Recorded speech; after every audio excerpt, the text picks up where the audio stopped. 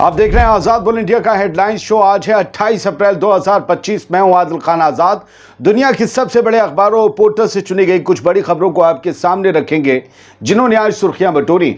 इस शो में आज आप देखेंगे ईरान ने सबसे बड़ा साइबर अटैक नाकाम करने का किया दावा। बंदरगाह पर धमाके के बाद ईरान पर होने वाला था बड़ा हमला। आईसीजे में फंसने के डर से नहीं पहुंचा इस्राएली एनवॉय। फिलिस्तीनी एनवॉय ने सब खोल के रख दिया। हूथीज ने बताया यमन पर अमेरिका के हमले का असली शिकार कौन बना। रशिया ने नॉर्थ कोरिया से निभाई दोस्ती। किम जोंग उन की मिलिट्री के लिए किया बड़ा ऐलान। और म्यांमार के रोहिंग्या मुसलमानों के लिए आई एक अच्छी खबर। गुड इवनिंग, करते हैं शो की शुरुआत। ईरान के फॉरेन मिनिस्टर अब्बास अरागची का खुला और साफ पैगाम सामने आया है। इसे वार्निंग भी समझा जाए। ईरान पर अगर कोई हमला हुआ तो फौरन जवाब दिया जाएगा। ये लिखा है अब्बास अरागची ने अपने एक्स अकाउंट पर अपनी एक पोस्ट पर पीर के दिन मंडे को। लिखते हुए अरागची ने कहा कि कोई मिलिट्री ऑप्शन नहीं है और ना ही इसका कोई मिलिट्री सॉल्यूशन है। हर हमले का फौरन जवाब दिया जाएगा और कोई सॉल्यूशन नहीं। उन्होंने इस्राएली हुकूमत के ख्वाबों का मजाक उड़ाते हुए कहा कि ये इतनी हकीकत से कटा हुआ है कि जवाब देने की भी ज़रूरत नहीं है। अरागची ने इस बात पर हैरानी का इजहार भी किया कि कैसे इस्राएली प्राइम मिनिस्टर बेंजामिन नेतन्याहू लगातार खुलेआम वो बातें कह रहा है जो अमेरिका के हिसाब से ठीक नहीं है। अमेरिका के प्रेसिडेंट डोनाल्ड ट्रंप जो कुछ भी कह रहे हैं, बेंजामिन नेतन्याहू की बातें उन्हें चैलेंज करती हैं। अमेरिका के प्रेसिडेंट डोनाल्ड ट्रंप को ये डिक्टेट कर रहा है। अरागची ने कहने की कोशिश की कि ये डिक्टेट कर रहा है कि वो ईरान के साथ क्या कर सकते हैं और क्या नहीं। डोनाल्ड ट्रंप को नेतन्याहू बताएगा। लेकिन ईरान ने ऐसा बयान दिया क्यों? इसे समझने के लिए ये दूसरी खबर देखिए जिसमें अरागची से पहले दिया गया नेतन्याहू का बयान है। दरअसल 27 अप्रैल की रात बेंजामिन नेतन्याहू ने ट्रंप के हवाले से उल्टे बात की और ईरान पर अकेले ही हमला करने की धमकी दे डाली। कहा सोलो करेंगे, सोलो ओलो, मतलब अपने आप ही हमला करेंगे। अभी तक गजा पर, लेबनान पर, हुथीस पर भी इंक्लूडिंग हमला करने के लिए अमेरिका की बम बंदूक ये सब चाहिए हुए इसराइल को, नेतन्याहू को, और अब कह रहे हैं अकेले हमला कर लेंगे हम। इस्राएली प्राइम मिनिस्टर बेंजामिन नेतन्याहू ने ईरान के न्यूक्लियर प्रोग्राम को पूरी तरह से ख़त्म करने की डिमांड की है, जो अमेरिका के स्टांस के बिल्कुल उलट है, क्योंकि अमेरिका ऐसा कह ही नहीं रहा है। नेतन्याहू ने संडे को कहा कि ईरान का न्यूक्लियर इंफ्रास्ट्रक्चर मुकम्मल तौर पर बंद होना ज़रूरी है, और नेतन्याहू ने ऐसी किसी भी डील को रिजेक्ट कर दिया जो ईरान को यूरेनियम एनरिच करने की इजाज़त देती हो। दरअसल मकबूजा अल-कुद्स शहर, जिसे जेरूसलम भी कहते हैं, वहाँ ये बंदा पोडियम पर तकरीर कर रहा था। वहाँ ये नेतन्याहू ने कहा कि ईरान का न्यूक्लियर इंफ्रास्ट्रक्चर बंद करना होगा, और इसका मतलब है कि उनके पास यूरेनियम एनरिच करने की कैपेसिटी भी नहीं होनी चाहिए। उसने ये भी कहा कि डील ऐसी होनी चाहिए जो बैलिस्टिक मिसाइल्स को रोकने के लिए भी हो, मतलब बैलिस्टिक मिसाइल्स भी ईरान डेवलप ना कर सके, न्यूक्लियर बम बना सके ना, मतलब ना ही वो तो बनाने ही नहीं देना, लेकिन मिसाइल्स भी बनाने नहीं देनी ईरान को। ईरान क्या करेगा? भुट्टे सेकेगा कोयले पे, या अमिया बेचेगा, इमली बेचेगा? अरे कहाँ कौन सा चूरन खाते हैं ये लोग, समझ नहीं आता। नेतन्याहू ने कहा कि अगर ऐसी डील नहीं हुई तो हम अकेले भी ईरान पर हमला करने की कुव्वत रखते हैं। बाकी इसराइल की कुव्वत पर कौवे कैसे मंडरा रहे हैं ये तो दुनिया भी देख रही है दोस्त। बढ़ते आगे, ईरान ने सबसे बड़े साइबर हमले को नाकाम बनाने का दावा किया है। अगर ये साइबर अटैक कामयाब हो जाता तो हैकर्स कंप्यूटर के जरिए ईरान की सिक्योरिटी को तहस नहस कर सकते थे, लेकिन ईरान ने अपनी बेदारी, अपनी मुस्तैदी और अपनी चालाकी और समझदारी से इसे नाकाम कर दिया। इसका कसीदा खुद इस्राएली अखबार पढ़ रहे हैं। कौमी इंफ्रास्ट्रक्चर को नुकसान पहुंचाने की साजिश नाकाम बना दी गई। इंफ्रास्ट्रक्चर कम्युनिकेशंस कंपनी के चीफ बेहजाद अकबरी के मुताबिक इतवार के दिन हमने मुल्क के इंफ्रास्ट्रक्चर पर हमने मुल्क के एक इंफ्रास्ट्रक्चर पर या मुल्क के तमाम इंफ्रास्ट्रक्चर पर एक सबसे बड़ा और सबसे पेचीदा साइबर हमला आइडेंटिफाई किया और फ़ौरन उसे रोकने के लिए इक़दाम किए। यह अटैक उस पावरफुल धमाके के एक दिन बाद हुआ जो धमाका ईरान के सबसे अहम कंटेनर पोर्ट को तबाह कर गया, सबसे अहम कंटेनर बंदरगाह को तबाह कर गया, जिसकी खबर हम 2 दिन से आपको दे रहे हैं। सोचिए, सनीचर को वो हमला हुआ, इतवार को ये साइबर अटैक होने वाला था, हम पीर में खबर पढ़ रहे हैं। क्या इन दोनों बड़ी हैपनिंग्स के तार आपस में नहीं जोड़ सकते हैं हम? फिलहाल इसका जवाब देने के लिए कोई भी ईरानी ऑफिशियल तैयार नहीं कि इनके तार जुड़ रहे हैं, लेकिन क्योंकि वो वाला हादसा बताया जा रहा है। तस्नीम न्यूज़ एजेंसी के हवाले से अभी तक, या ईरान की किसी भी न्यूज़ एजेंसी के हवाले से अभी तक इस मामले में भी ज़्यादा तफसील नहीं दी गई है, लेकिन इरादे साफ हैं।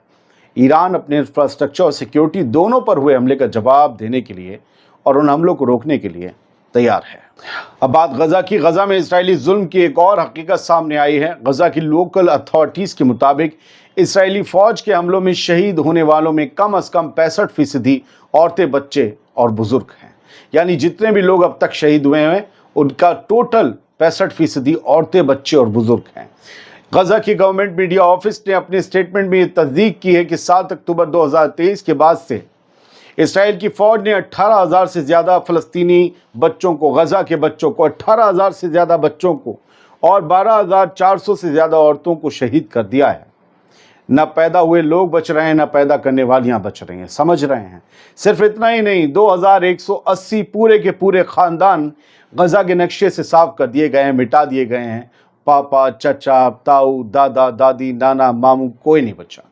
और आज 5070 फैमिलीज ऐसी हैं जिसमें सिर्फ एक ही मेंबर जिंदा रह गया है, बाकी सब शहीद हो चुके हैं। ये गवर्नमेंट का डेटा है।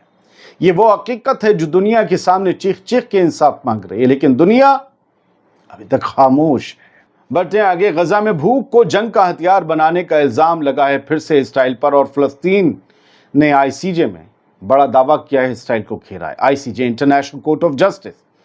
टॉप फ़लस्तीनी ऑफिशियल्स ने आज पीर के रोज़ international court of justice ICJ में ये कहा कि इसराइल गजा में इंसानी मदद को ब्लॉक करके उसे वेपन ऑफ वॉर यानी जंग का हथियार बना रहा है। इसी के साथ यूनाइटेड नेशंस के टॉप कोर्ट में 1 हफ्ते की सुनवाई का आगाज हुआ। इसराइल ने हियरिंग्स में हिस्सा नहीं लिया, सुनवाई में पहुंचा नहीं इसराइल, और फौरन जवाब दिया कि ये केस इसराइल की सिस्टमैटिक प्रोसिक्यूशन और डीलेजिटिमाइजेशन का हिस्सा है। आईसीजे में दुनिया भर के मुल्कों और ऑर्गेनाइजेशंस को सुना जा रहा है ताकि एक एडवाइजरी ओपिनियन तैयार हो सके कि इसराइल की ह्यूमैनिटेरियन जिम्मेदारियों पर रोशनी डाली जा सके और उस पर प्रेशर बनाया जा सके।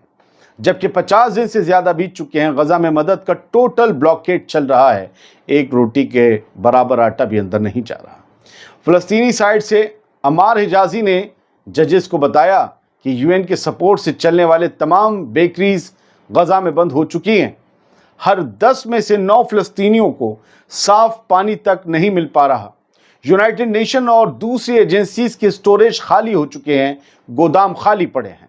हिजाजी ने कहा कि ये फैक्ट्स हैं, गजा में भूखमरी आ चुकी है, ह्यूमैनिटेरियन एड को जंग का हथियार बनाया जा रहा है, हम और क्या पेश करें। दुनिया गजा के हालात देख रही है और गजा के इन हालात को बनाने वालों को भी देख रही है। बात यमन की। हुतीस के स्पोक्स पर्सन ने अमेरिका की यमन पर नए हमले को वहशियाना जुर्म करार दिया है। मोहम्मद अब्दुल सलाम ने प्लेटफॉर्म एक्स, जो ट्विटर कहलाता था, उस पर लिखा कि अमेरिका की ये ब्रूटैलिटी, अमेरिका की ये बर्बरियत अमेरिकी मिलिट्री की नाकामी को छुपा नहीं सकती जो वो यमन पर अपनी चढ़ाई में झेल रहा है। उन्होंने कहा कि अग्रेशन जारी रखकर भी अमेरिका कोई कामयाबी हासिल नहीं कर सकता। हाउथी के इस स्पोक्स पर्सन ने यह दावा किया कि दुनिया की खामोशी ही अमेरिका को यमन के इन रिहायशी इलाकों पर हमला करने का हौसला दे रही है, और दुनिया को गुमराह किया जा रहा है कि जैसे ये मिलिट्री टारगेट्स हैं, कोई सिविलियन एरियाज नहीं हैं, जबकि हकीकत में ना हाउथीज के लड़ाके रहते हैं ना कुछ। यहाँ ये सिविलियन एरिया है, रिहायशी इलाके। उनका कहना था कि अमेरिका झूठे दावे करके हकीकत नहीं बदल सकता। असलियत यह है कि अमेरिका पूरी प्लानिंग के साथ क्राइम्स कर रहा है। याद रहे दोस्तों कि ये जो अभी ताज़ा हमले हुए हैं कुछ घंटों पहले अमेरिका के यमन पर, इन अमेरिकन एयर स्ट्राइक्स में कम से कम 68 यमन में रह रहे लोग मारे गए, 47 जख्मी हुए हैं। यमन में रह रहे लोग मैं इसलिए कह रहा हूँ क्योंकि इन्हीं के हवाले से, अब्दुल सलाम के, इसमें बाहर से आए अफ्रीकी मुल्क के काफ़ी लोग थे जो इलीगली भी रह रहे थे या मुहाजिर बन के आए थे या काम करने आए थे, वो भी मारे गए। तो सब यमनी नहीं हैं।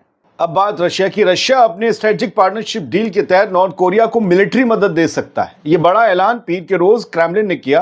पुतिन के सरकारी दफ्तर ने, क्रेमलिन व्लादिमीर पुतिन का सरकारी दफ्तर है, उनकी तरफ से यह कहा गया कि रशिया अपने स्ट्रेटेजिक पार्टनरशिप डील के तहत नॉर्थ कोरिया को मिलिट्री असिस्टेंस दे सकता है, जो दोनों ममालिक ने पिछले साल नवंबर में साइन की थी।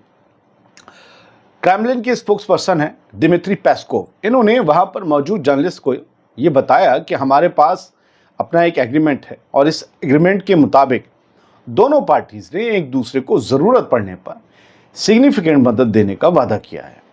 पेस्कोव ने यह भी कहा कि कुर्स्क रीजन के सरहदी इलाकों, ये कुर्स्क वो है जहां पर घुस गई थी यूक्रेनी फौज, तो पेस्कोव ने कहा कि कुर्स्क रीजन के सरहदी इलाकों को फिर से अपने कंट्रोल में लेने के लिए नॉर्थ कोरियन सोल्जर्स का रशिया की जद्दोजहद में शामिल होना इस बात का सबूत है कि दोनों मुल्कों के बीच की स्ट्रेटेजिक पार्टनरशिप एग्रीमेंट कितना असरदार है और कितना तगड़ा, कितना गाढ़ा है। इसके लिए वो शुक्रगुजार है नॉर्थ कोरिया के। बर्मा के रोहिंग्या मुसलमानों से जुड़ी एक अच्छी खबर, अच्छी कितनी है ये तो वो खुद बताएंगे।